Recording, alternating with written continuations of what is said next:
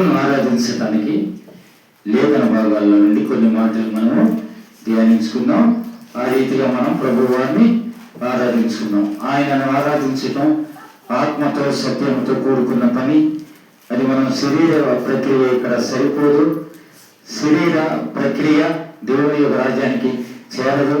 దేవుడు వ్యతిరేకించే కార్యమే శరీరము.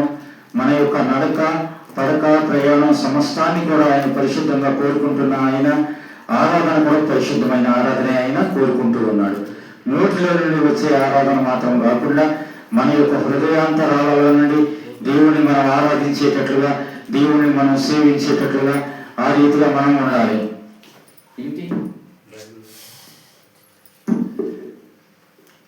దేవుని మనం ఆ రీతిగా మనం ఆరాధించేటట్లుగా, దేవుని మనం ఆ రీతిగా మనం సేవించేటట్లుగా ఉండాలి.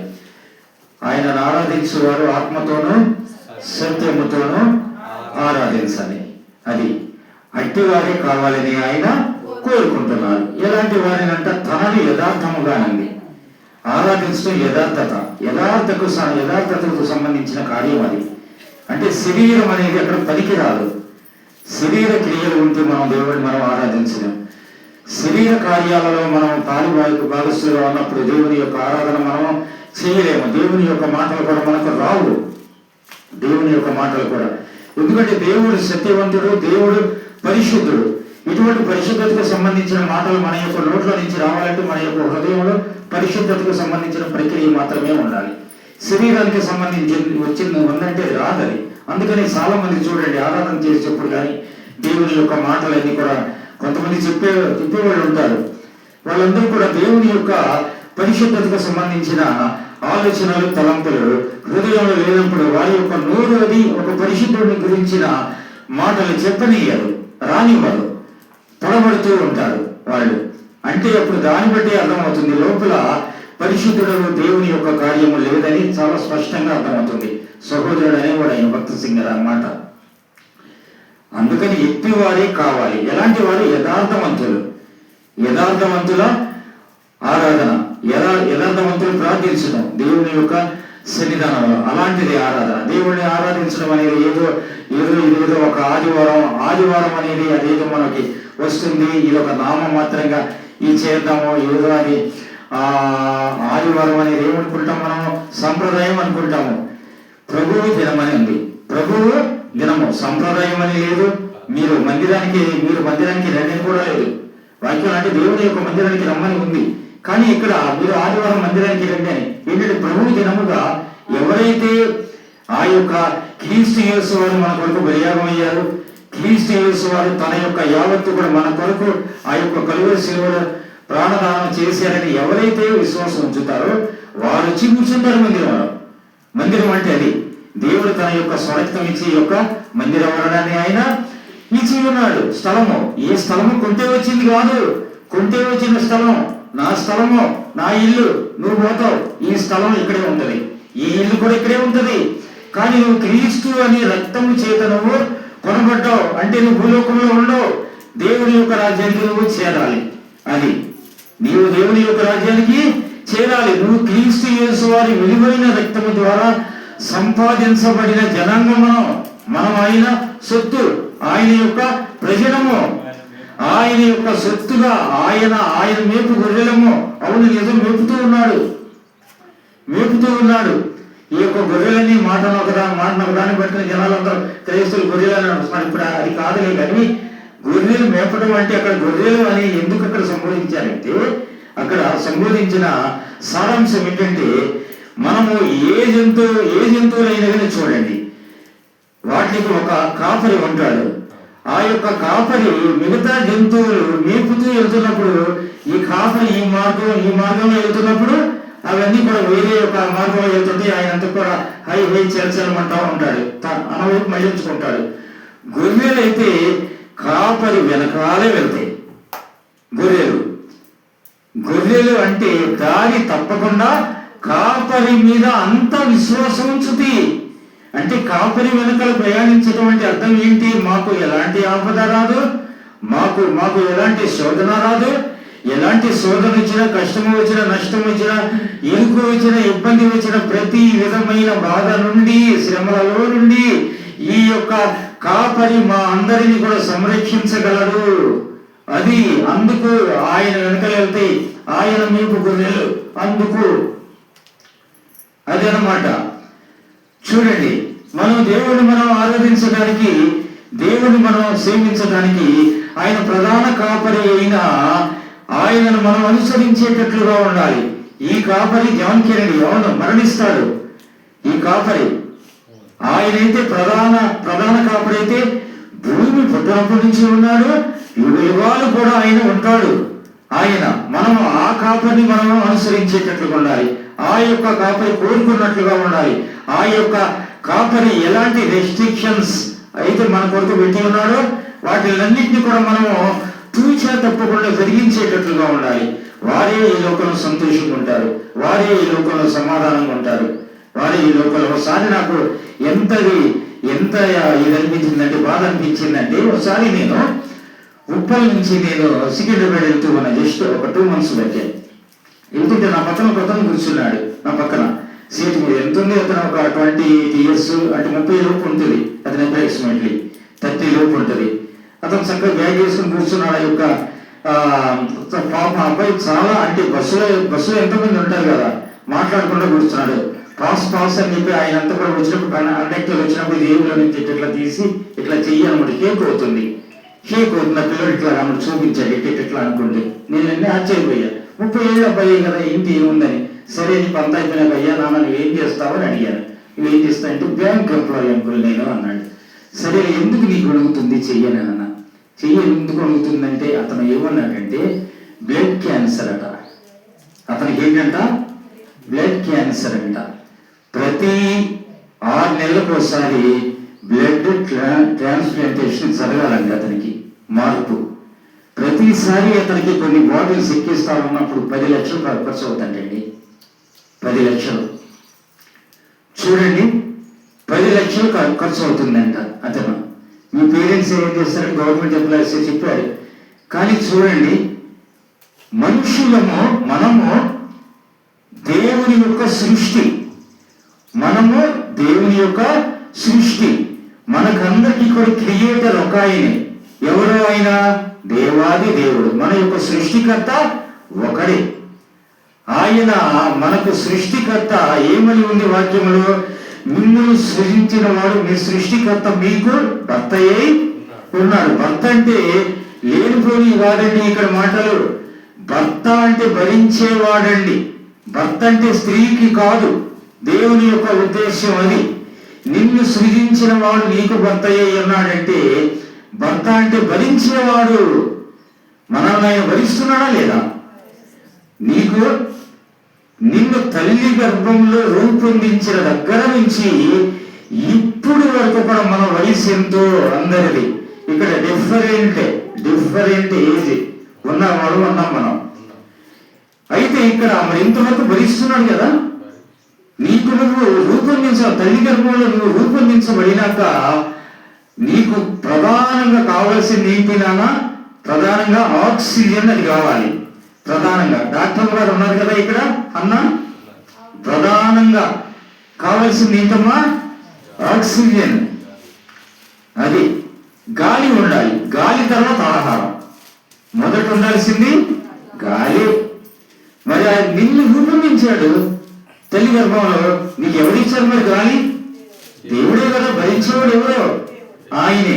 మరి నీకు తల్లి నోటిలో నుండి నీ కడుపులోకి ఎవరిస్తున్నారు ఆహారం? లోపలికి తల్లి ఇస్తుంది ఆహారం. ఆమె తింటా ఉంది, నీకు ఇస్తున్నారు. మరి ఇప్పుడు ఆ తల్లిని కూడా భరిస్తున్నారు ఎవరు? నీకు ఆహారం అందించారు దేవుడే.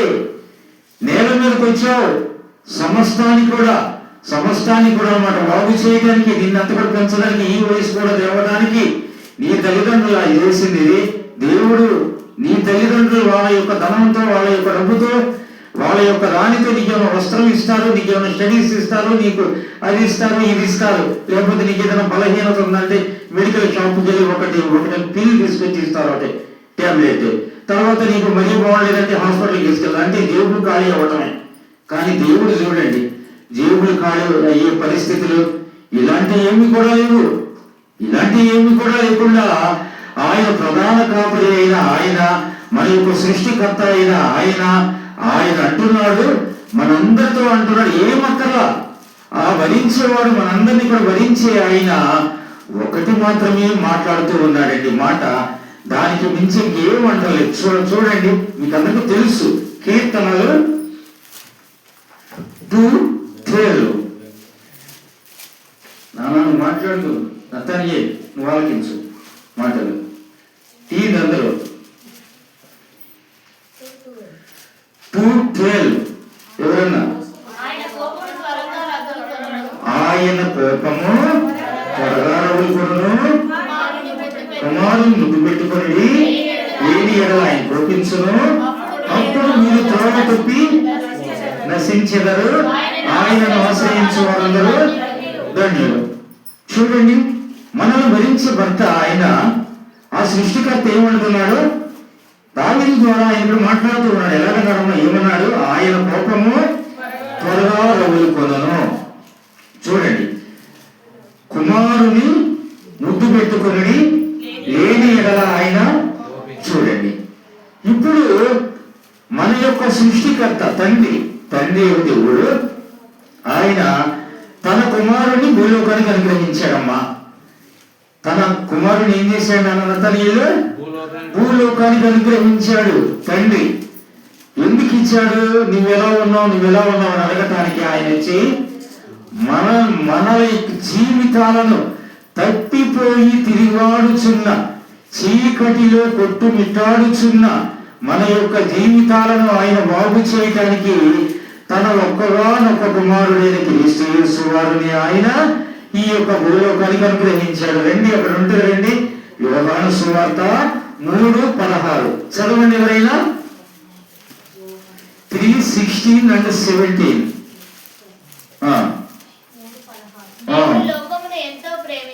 దేవుడు లోకమును ఎంతో ప్రేమించెను, కాగా ఆయన తన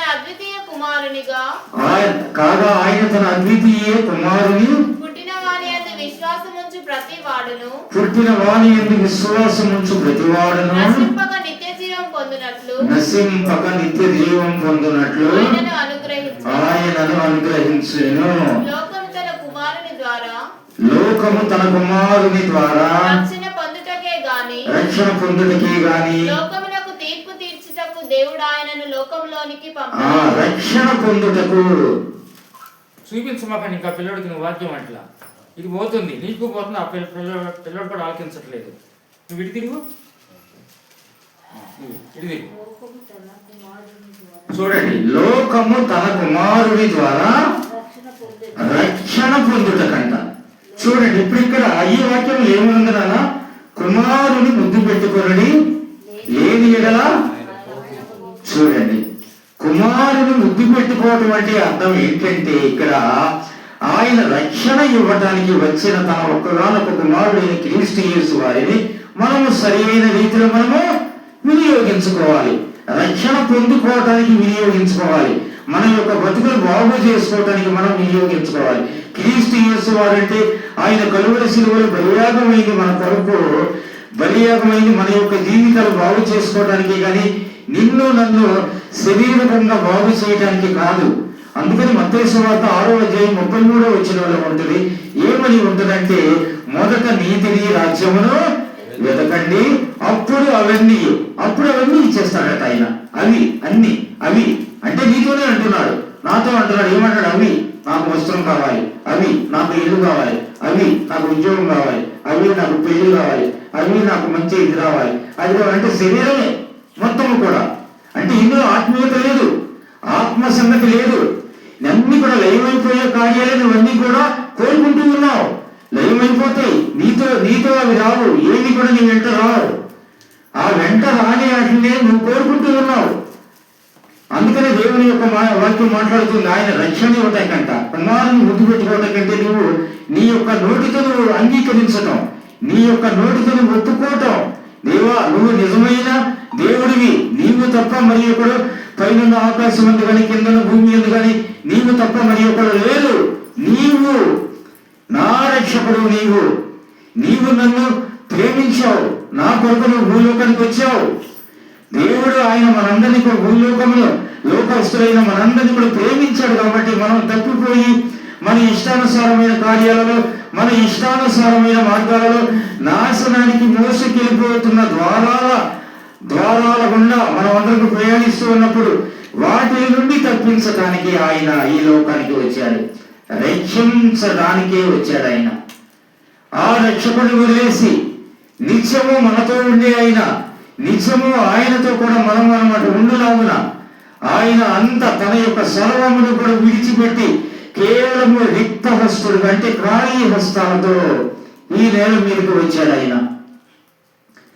అలాంటి ఆయన్ని దేని కొరకు పెట్టుకుంటున్నారంటే ముందు జనాలందరూ కూడా నా పిల్లలు బాగుండాలి, వాళ్ళు బాగుండాలి, ఇది కావాలి, వాళ్ళకి అది కావాలి, ఇక నాకు ఇది నా కుమార్తెకు పెళ్లి చేయాలనుకుంటున్నా, నా కుమార్తెకు బంగారం కావాలి, నా కుమార్తెకు మంచి ఉద్యోగం, మళ్ళీ ఎన్నికలు గొంతెమ్మ కోరికలు. ఈ యొక్క పరాకాష్ట ఎలా ఉంటదంటే వీళ్ళు ఎలాంటి వాళ్ళైనా వచ్చే అల్లుడంట ఆకాశంలో ఉండాలంట. వచ్చే అల్లుడు ఎక్కడ ఉండాలి? ఆకాశం. వచ్చే అల్లుడు ఎక్కడ ఉండాలి? ఆకాశం అంట. వీళ్ళు మాత్రం ఎక్కడ ఉంటారు? బుర్రలో ఉంటారంట. చూడండి, ఇలా ఉంది లోకం అంతా ఈ దినాల్లో. దేవుని యొక్క మాట చాలా స్పష్టంగా మాట్లాడుతూ ఉంది. మొదట నీతిని రాజ్యమును వెతకండి, అప్పుడు అవి నీ యొక్క కోరికలన్నీ, నీ యొక్క కార్యాలన్నీ, నీవు అడుగుతున్నాయన్నీ కూడా అప్పుడు వస్తాయి. మొదట ఏమన్నాడు? నీతిని రాజ్యముని. దాని తప్ప అది మినహాయించి నువ్వు ఏది అడిగితే అది రాదు, అది రాదు. ఈ చివరి దినాల్లో మనం చాలా మంది జాగ్రత్తగా ఉండాలి, చాలా మంది జాగ్రత్తగా ఉండాలి. మీరు ఇక్కడ వచ్చారంటే, నా మీటింగ్కి వచ్చారంటే మీకు అదే చేసి హచ్చి తెచ్చి అని చెప్పి ఎవరు పడేసాడు కింద. అది అంత అబద్ధం. దేవుడు పడవేసేవాడు కాదు, పడద్రోయబడిన వాడిని పైకి లేపువాడు దేవుడు. అంటే అది ఈ హత్యలు బూచీలు అన్ని కూడా పనిచేయవు. ఏంది? పడిపోయిన నిన్ను నన్ను కూడా లేపి తన యొక్క రక్షణతో అభిషేకించి మనం ఇక్కడ సంపూర్ణమైన ఆనందంతో మనందరూ కూడా జీవిస్తూ ఆయనతో మనం ముందుకు వెళుతూ మనం ఆ రీతిగా ఉన్నప్పుడు మనము దేవుడు ఆయన సంతోషించేవాడిగా ఉంటాడు. మనందరినీ కూడా లేవనెత్తుతాడు. ఆయనతో ఉన్నప్పుడు నీతో ప్రయాణిస్తున్నాడు దేవుడు. దేవుడు ప్రయాణిస్తున్నప్పుడు నీకేది కొరతంగా తెలియదా దేవుడికి? నీ యొక్క శరీరానికి కొరత ఏముంది? బలహీనత ఉందా? సరి అయిన వస్త్రం లేదా? సరి అయిన ఆహారం లేదా? అవునా? నీ ఇంటి వారి పరిస్థితులు నీకంతా కూడా తెలియదా? దేవుడికి తెలుసు. కానీ ఆయన చూస్తా ఉన్నాడు తన యొక్క నోటితో, అయ్యా నువ్వు నాకు రక్షకుడు, నీవు తప్ప మరి ఒకడు లేడు, నాకు నీవే అని చెప్పి దేవుడు ఎప్పుడు అడుగుతాడా, ఎప్పుడు అది చేద్దామని చెప్పి చూస్తా ఉన్నాడు ఆయన. కానీ ఎవరో అడగలే. ఇయ్యే లోకమంతా ఇదే, ఇది లయమైపోయేది. మనం చూడండి, పాపం ఇద్దరు గోదావరి జిల్లాలోనే ఎక్కడో వాళ్ళ కుమార్తె పెళ్లికని పాపం బంగారం కొనుక్కుని గోదావరి జిల్లా కూడా ఒక సిటీలో, పట్టణంలో, టౌన్లో బంగారం కొనుక్కుని ఇంటికి వెళ్తున్నారంట ఆ బైక్ మీద. కుమార్తె పెళ్లికి వస్త్రాలు బంగారం. ఎంత శాడ్ అంటే బంగారం కొనుక్కుని వెళ్తుంటే టిప్పర్ వచ్చి ముందు నుంచి వచ్చారన్నమాట, డాష్ ఇచ్చి ఆ ఇద్దరు కూడా చనిపోయారు, తల్లి తండ్రి. చూడండి ఎలా ఉంది. పెళ్లి కొనుక్కని తీసుకెళ్తామన్నట్టు సంతోషం వెతుక్కుంటున్నాం. దేవుడు లేకుండా నేను మరణించాలి. శాడ్, చాలా దుఃఖం, బాధాకరం. అది ఆ వింటుంటే గుండెలు మనందరూ పిండేసినట్టు ఉండవా? కానీ అసలైన సత్యము లేకుండా అసత్యాన్ని నువ్వు కోరుకుంటున్నావు. అసత్యము, అబద్ధం అనేది నేను బ్రతుకనీయదు, అబద్ధం అనేది నిన్ను జీవింపజేయనీయదు. అది మట్టి చేస్తుంది, మట్టి అయిన శరీరాన్ని మట్టి చేస్తుంది. మట్టి అయిన శరీరం మట్టి అవుతుంది. కానీ ఆ మట్టి అయిన శరీరము మన్ను అయిపోయేటప్పుడు దేవుడిని అంగీకరించు. సమాధానకరం, సత్యవంతుడు, సమాధానకరుడు ఆయన ఏమంటున్నాడు? ఆయన కోపము త్వరగా రౌలుకొనునంట. మళ్ళీ ఆ తర్వాత ఏముంది కింద? లేని ఎడల చూడండి, అమ్మో, కుమారుడిని ముద్దు పెట్టుకోకపోతేనంటే, రక్షణ కొరకు ఆయన్ని ఉపయోగించుకోకపోతేనంట మన కొరకు రక్షణ ఇవ్వడానికి వచ్చిన ఆయన్ని అదే వేలు మనం ఉపయోగించుకోకపోతేనంట ఆయన కోపం ఏమవుతుందంట, త్వరగా రగులుకుంటుందంట. అమ్మో, భరించగలమండి? ఆయన కోపం ఎలా ఉంటుందంటే నిత్యాగ్ని, యుగ యుగములు అగ్ని.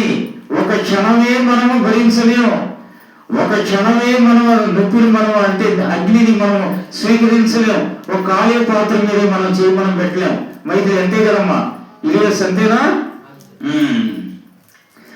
చూడండి, ఇప్పుడు కాళీ పాత్ర మీద పెట్టాలి. మరి యుగ యుగాలు నువ్వంతా కూడా కాలిపోతావా?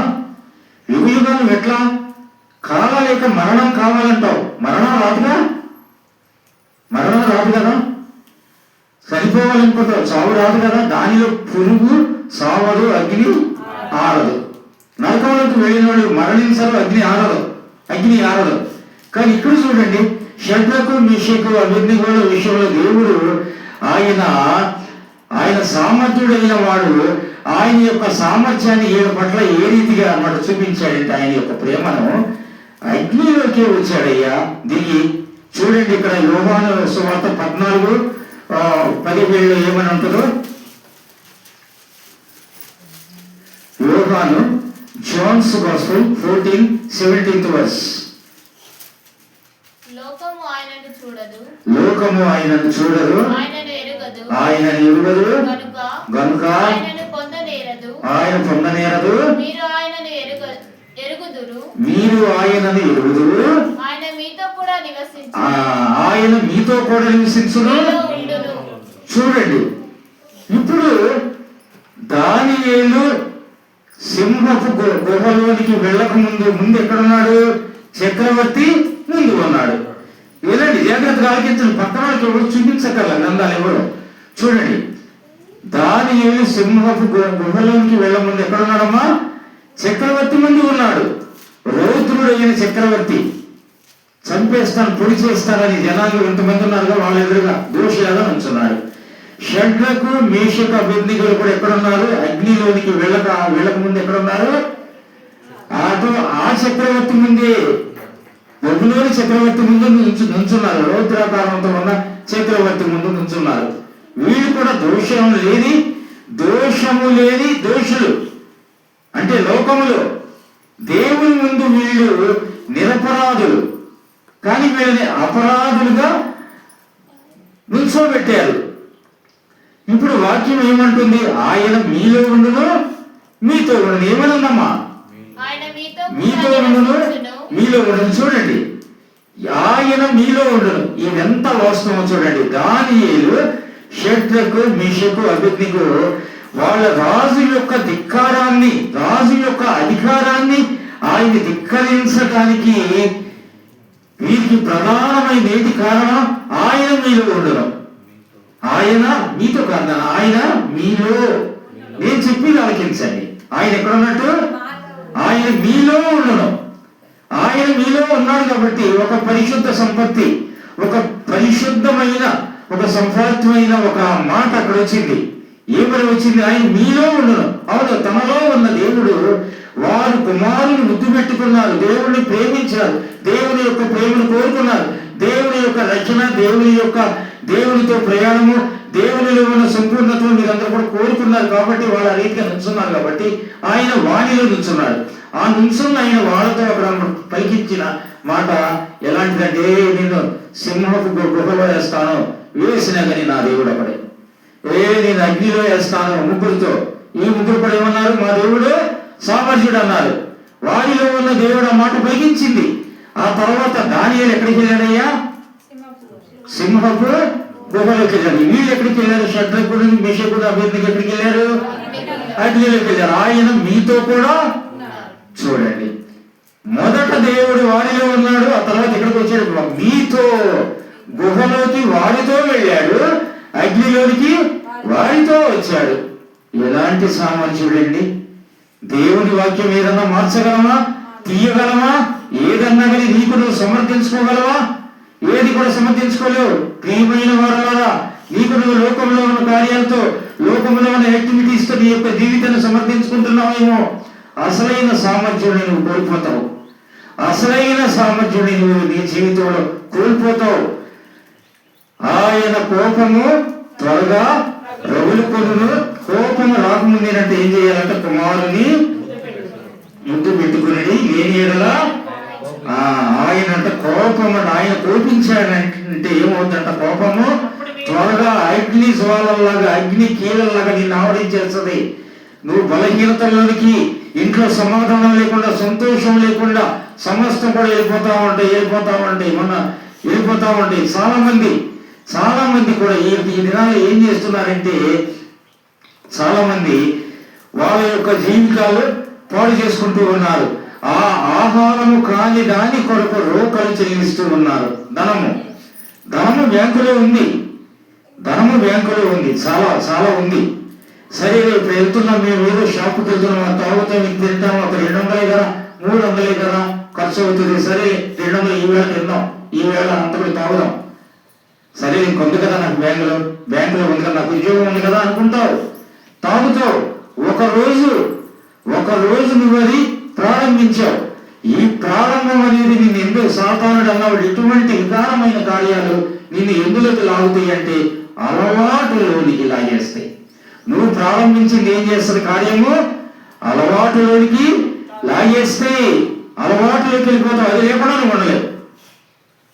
ఒకప్పుడు అది నీకు దూరంగా ఉంది, నీ వెళ్ళావు అక్కడికి, నీ దగ్గరికి అది రాలేదుగా.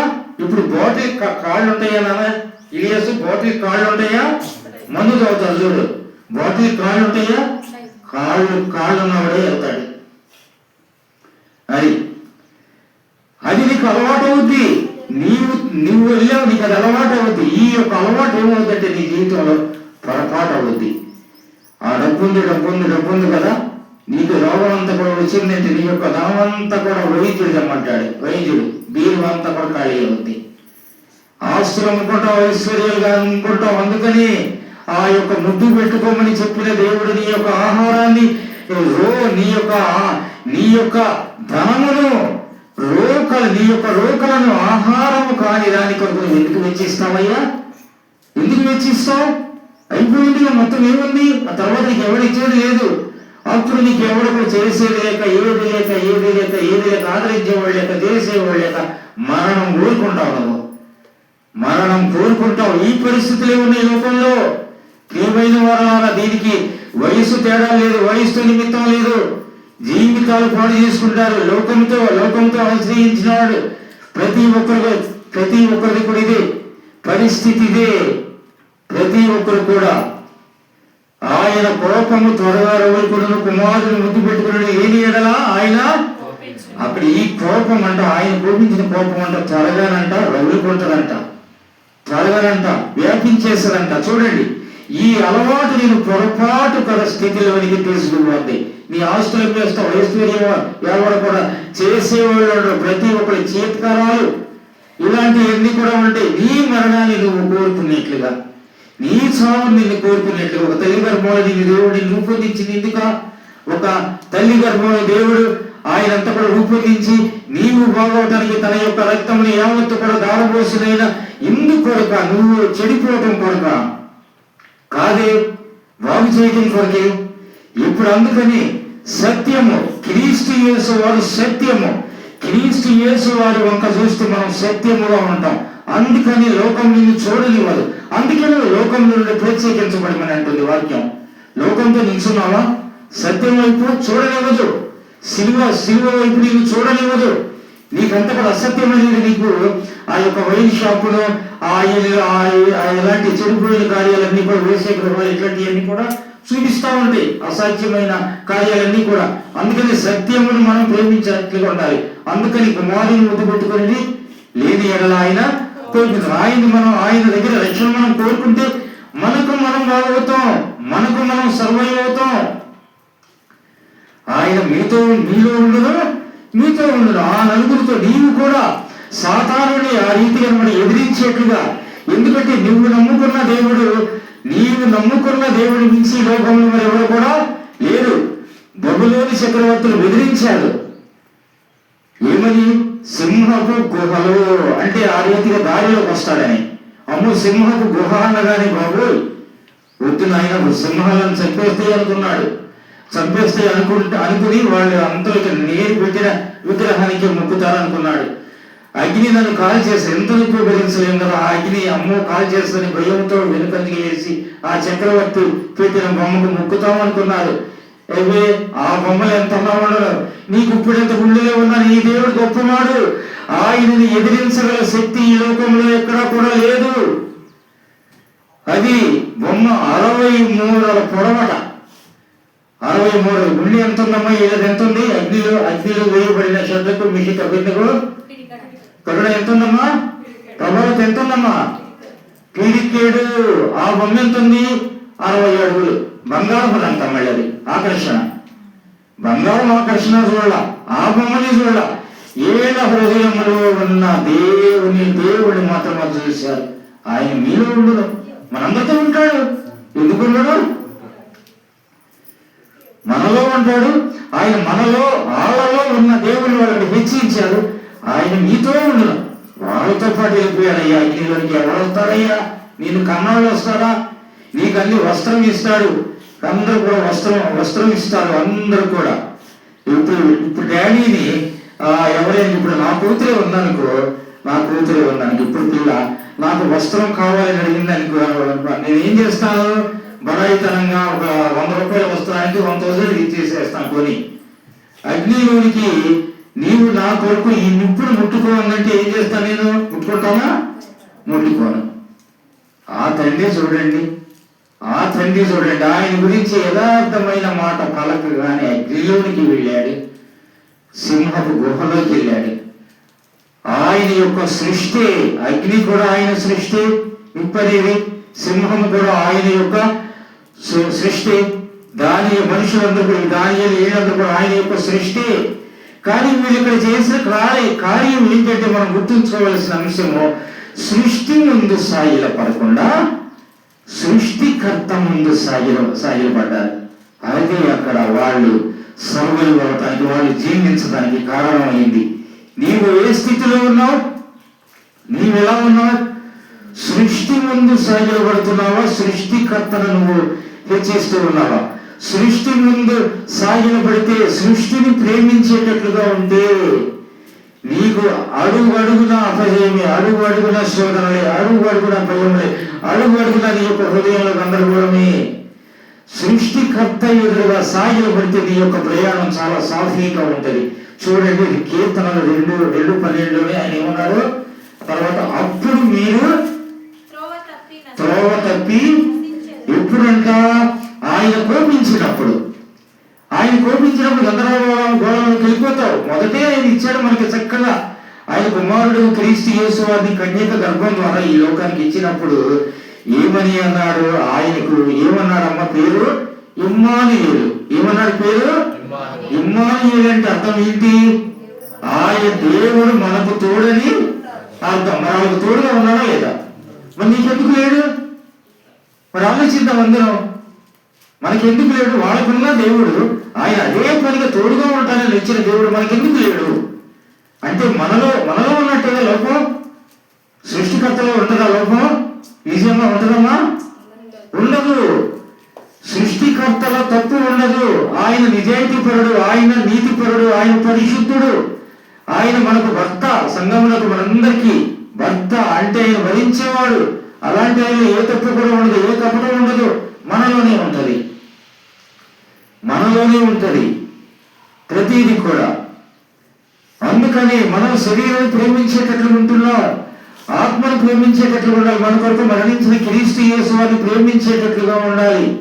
అప్పుడు మీరందరూ కూడా ఏమవుతారంట, త్రోవ తప్పి నశించిపోతారంట. అందుకని ఈ స్థితి రాకుండా త్రోవ తప్పుతారని లేదు, త్రోవ తప్పినాక ఏమవుతుందంట, నశించిపోవడమేనంట. చూడండి, దానికి చక్క కుమారుని ముద్దు పెట్టుకుంటే పోవా, దేవా నువ్వు మా కొరకు వచ్చావు, మా కొరకు బలియాగమయ్యావు, నిన్ను నేను ఆరాధిస్తా, నిన్ను నేను నా యొక్క స్వరక్షకుడుగా తీసుకుంటున్నా, నీ కొరకు నేను జీవిస్తా, నీవు నాకు రక్షకుడుగా ఈ లోకానికి వచ్చావని, నా కొరకు ఆ యొక్క కలువరి శిలువలో సమస్తం కూడా ఆ యొక్క రక్తం అంతా కూడా దారబోసేవని, మేము తినవలసిన దెబ్బలన్నీ కూడా నీవు తిన్నావని, ఉమ్ము వేస్తేనే ఊరుకోం కదయ్యా మేము, కానీ మా కొరకు నువ్వు, నా కొరకు నువ్వు ఉమ్ము వీల్చుకున్నావు ముఖం మీద. ఇలాగూ దేవుళ్ళు ఎవరైతే ఆరాధిస్తారో వారందరూ కూడా దేవుణ్ణి ముద్దు పెట్టుకున్నట్టు ఆయన వారితో ఉంటాడు. ఇమ్మానుయేలుగా వచ్చాడు, ఆయన మనతో ఉంటాడు, మన యొక్క ప్రయాణాలతో ఉంటాడు. అది ఇంత మేలు చేసే వ్యక్తిని, మేలు చేసే దేవుణ్ణి వదిలేసి లోకం పట్టుకుంటాం. లోకము ఎంత భయంకరమైన కార్యాలు ఉన్నాయండి.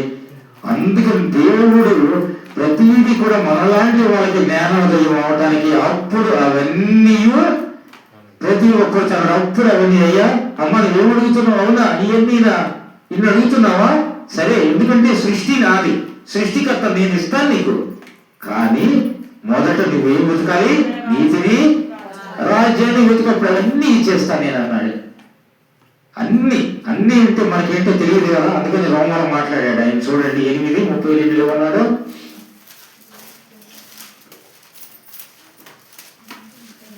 రోమా 8:32. తన సొంత కుమారుని అనుగ్రహించుటకు వెనుక తీయక మన అందరి కొరకు ఆయనను అప్పగించిన వాడు ఆయనతో పాటు చూడండి, నీవు అడుగుతున్నావు చూడండి అవి ఇవి అని, ఈ సమస్తంలోనే ఉన్నాయి అవన్నీ. ఆయన ఏమన్నాడు ఇక్కడ మాటలో, సమస్తములు అన్నాడా లేకపోతే ఇన్ని అన్నాడా? సమస్తములు అన్నాడు కదమ్మా. మరి సమస్తంలోనే నువ్వు అడిగే ఉన్నాయి అవన్నీ. నీవు అడిగేది ఒక 3-4. ఏమని అడుగుతావు? నీ కుమార్తెకి వివాహం కావాలంటే వివాహం అడుగుతావు, కానీ ఆయన ఏమంటున్నాడు? సమస్తము. నీవు అంటే ఇప్పుడు అజ్ఞానం ఎవరు? మనమే. అజ్ఞానం ఎవరు? మనం.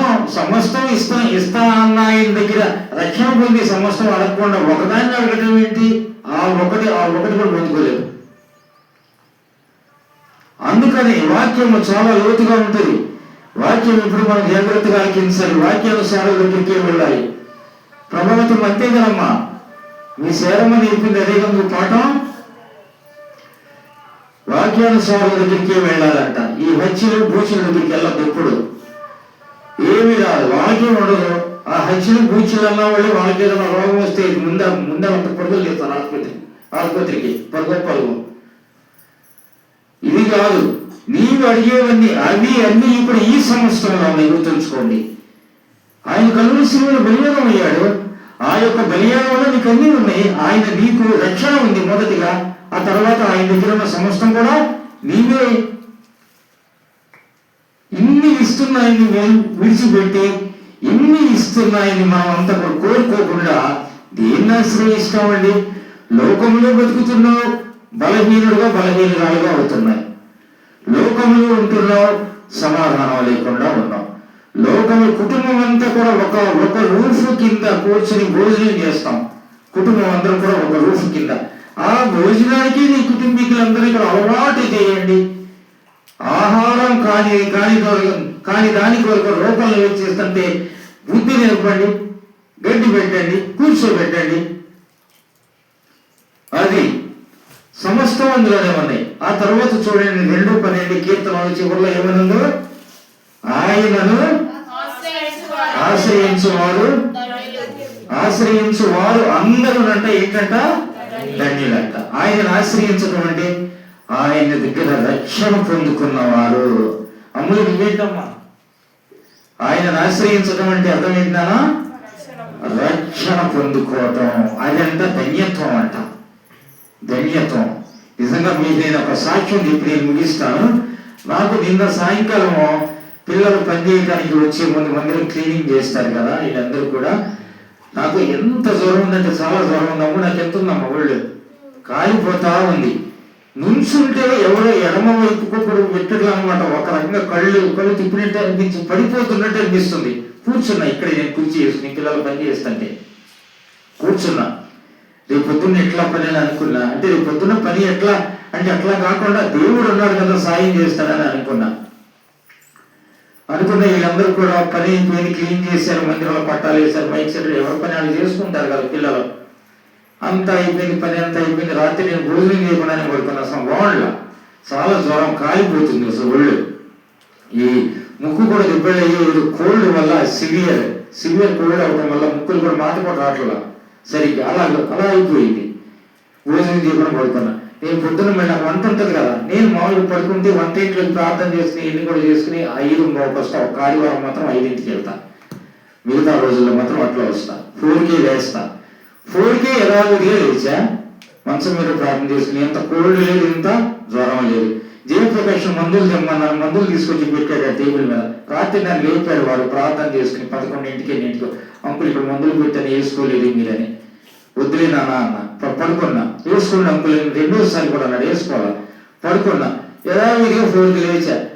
ఒంటి మీద ఎంత జ్వరం లేదు, ఎంత కోల్డ్ లేదు. యథావిధిగా వంటింట్లోకి వెళ్ళి ఎంతమందికి వంట వండేసి బల్ల తయారు చేసి మొత్తం చేసి. దేవుడు ఆయనను ఆశ్రయించే వారందరూ ఏమింది? ధన్యులని చెప్పండి అందరు గట్టిగా. ధన్యులు. గట్టి చెప్పండి. ధన్యులు. అది ఆయనను ఆశ్రయించు వారు అందరూ. అది జాన్ కెనడీ ఒకడేనా? ఆయనను ఆశ్రయించే వారందరూ ధన్యులు. ఏమీ లేదు, ఎంత కూడా లేదు. రెట్టించిన ఉత్సాహంతో వచ్చి పనిచేశా. మొత్తం తయారు చేసి చక్కగా మొత్తం. అది దేవుడు అంటే అది దేవుడి మహిమకరంగా మన పట్ల దేవుడు ఆయన మహిమను పొందుకోవడానికి మనల్ని ఒక సాధనంగా వాడుకుంటాడు ఆయన. నీవు మైథిలిని కాదు, నువ్వు విజయాయి కాదు, నువ్వు నతానీయులు కాదు, నువ్వు నెహెమ్యా కాదు, నువ్వు జయప్రకాష్ కాదు, నీవు వాళ్ళు కాదు. నీలో దేవుడు ఉండాలి, నీలో దేవుడు ఉండాలి. నీలో దేవుడు. నా యొక్క పోరాటము, నా యొక్క శ్రద్ధ, దేవుని సేవ పట్ల నా యొక్క ఏనాడు కూడా నేను భారం అనుకోవాలా. భారం అనుకుంటే కూర్చుంటా, బాధ్యత అనుకుంటే లేస్తా. అంతే కదమ్మా విజయ్? అంతేనా అన్న? అంతేనమ్మా? భారం అనుకుంటే ఏం చేస్తాను? కూర్చుంటా, పడుకుంటా. బాధ్యత అనుకుంటే లేస్తా. ప్రభువు ఒక బాధ్యత కలిగి ఉన్నాడు మనందరి పట్ల, మీ అందరి పట్ల. ప్రియమైన వారు ఆరాధించే మీరందరూ కూడా ప్రభువు చేతులు ఒక బాధ్యత గల పనిముట్టుగా ఉండటానికి చూడండి. బాధ్యత గల పనిముట్టుగా నిన్ను ఒక పాత్రగా ఆయన వాడుకోవాలనుకుంటున్నాడు. మన మందిరంలో యవ్వనులైన వారు, నేను ప్రార్థన చేస్తా ఎప్పుడు, యవ్వనులైన వారు ఎంతమంది ఉన్నారు? ఆనందు, నతానీయులు, నెహెమ్యా, జయప్రకాష్, మహేందరు, ఇంకా మందిరానికి వచ్చేవాడు ఇలియాస్, ఇటువంటి పిల్లలందరూ కూడా మైథిలి. చక్కగా చూడు, మహాసామర్థ్యకి ఎంత బాగా కొట్టిందో అసలు. మంచి, అసలు చక్కగా మంచి మేటు. ఎక్కడ నేర్చుకుంది? తాను ఎక్కడ నేర్చుకోవాలా? దేవుడు నేర్పుతాడు. చూడండి, అలాగే ప్రతి ఒక్క పాత్రగా నేను వాడుకోవాలనుకుంటున్నాడు. నీవేదన్నా నీవు బాధ్యతగా దేవుడు, దేవా నీకు ఇష్టమైన పాత్రగా నన్ను వాడుకోవాలని అడిగితే నీ సమస్తం పోతాయి. నీ శరీరంలో బలహీనతలు, నీ యొక్క ఇబ్బందులు సమస్తం కూడా పోతాయి. నువ్వు బలహీనత వైపు చూసావంటే బలహీనత కొరకు దేవుడిని నువ్వు వినియోగించుకుంటున్నావు అంటే ఆయనను ఆశ్రయించినట్టు కాదు. అంటే నీవు ధన్యురాలవు, ధన్యుడు నువ్వు కావు. నువ్వు శాపగ్రస్తుడవు, శాపగ్రస్తురాలివి. అందుకు కాదు ఆశ్రయించేది, రక్షణ కొరకు ఆశ్రయించాలి. ఆ రీతిగా మనము ఆరాధించుకున్నాం. ఇక్కడ ఆరాధించే వాళ్ళందరూ కూడా చాలా మంది ఉన్నారు, బాప్తిజం పొందిన వారు. ఆ రీతిగా దేవుడిని ఆరాధించుకున్నాం. ఆయనను ఆరాధించేవారు ఆత్మతో సత్యముతో ఆరాధించవలెను. ఆ రీతిగా మనందరికి కూడా ప్రభువు సహాయము చేయును గాక. Sunday school teachers